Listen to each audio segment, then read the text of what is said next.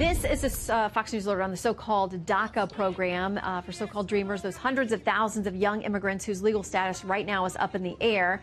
Something they were negotiating over at the White House today because the president has said the program, which was instituted under the Obama administration, has got to go. Well, tonight, a judge in San Francisco is ruling that the DACA program must remain in place, while litigation over President Trump's decision to rescind the program actually works its way through the courts. We'll see, I would imagine, an immediate appeal by the administration, but it just happened a short time ago, so we will wait and let you know how the administration responds when they decide. Now, as we reported earlier tonight, Democratic Senator Dianne Feinstein released the full transcripts from Fusion GPS co-founder Glenn Simpson's Senate testimony. It was behind closed doors.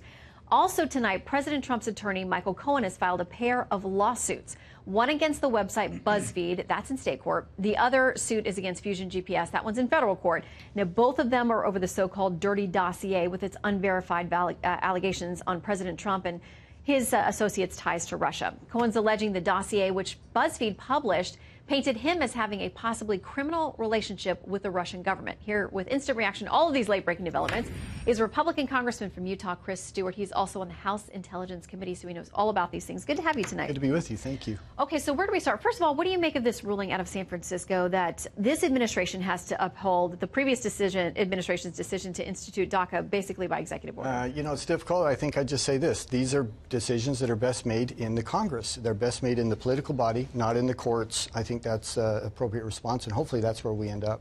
Okay. Secondly, we now have these two defamation lawsuits for Michael Cohen, a lawyer for the president. They've been together many, many decades, many years working together. He says that BuzzFeed and also going after Fusion GPS, saying they knew this information was false, or they had to at least have some reckless handling of the truth, because Cohen says they put me in countries and places I've never been, people I've never met.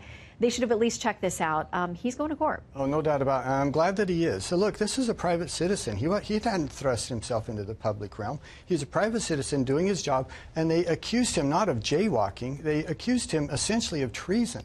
And I think he should defend himself. And the dossier we've been saying for a long, long time. In the last few weeks, I've asked members of the FBI, tell me anything in the dossier that's true. Well, you know, I don't know how to answer that question. I mean, that's their response. I don't know how to answer that question. This is a meaningful accusation, and I think any citizen has a right to defend himself against something so serious as that. What's your characterization, would you say, of the information you've been able to get from the FBI or the DOJ about the dossier, whether it was used to get the FISA warrant to spy on Carter Page or other members of the Trump administration? Have they been forthcoming? Not initially, but you eventually just compel them to answer those questions. And I can't answer that question for you specifically, but we can speak generally, and that is we know that it was a very important piece of evidence they used to carry forward their investigation. We know that it's been disproven, and it's so important for the people to know that. Once again, ask members of the FBI, tell me anything in the dossier that's true. I don't know how to answer that question, or they'll answer very basic things that are very common knowledge. And these are innocent people who have been accused of very serious crimes, and it's done in such a willy-nilly manner as if the politics of it are the only thing that matter. These are people's lives that we're talking about here. Well, Glenn Simpson, who is a former Wall Street Journal journalist and a co-founder of Fusion GPS, he has complained that he thinks that there have been leaks and mischaracterizations of his position and where he's been. He wrote a piece on that last week. Senate Judiciary Chairman Chuck Grassley has said, we want you to come and testify. Yeah. You took the Fifth Amendment when we asked you to do that. Now, tonight, the top Democrat on that committee released today all of this, the full transcript. She says this: the innuendo and misinformation circulating about the transcript are part of a deeply troubling effort to undermine the investigation into potential collusion and obstruction of justice. The only way to set the record straight is to make the transcript public. Grassley says they didn't consult on that. Yeah. He would have consulted with her, but she's done it. I can't imagine what she hoped to accomplish by that. I really can't. And frankly, the accusation is just silly.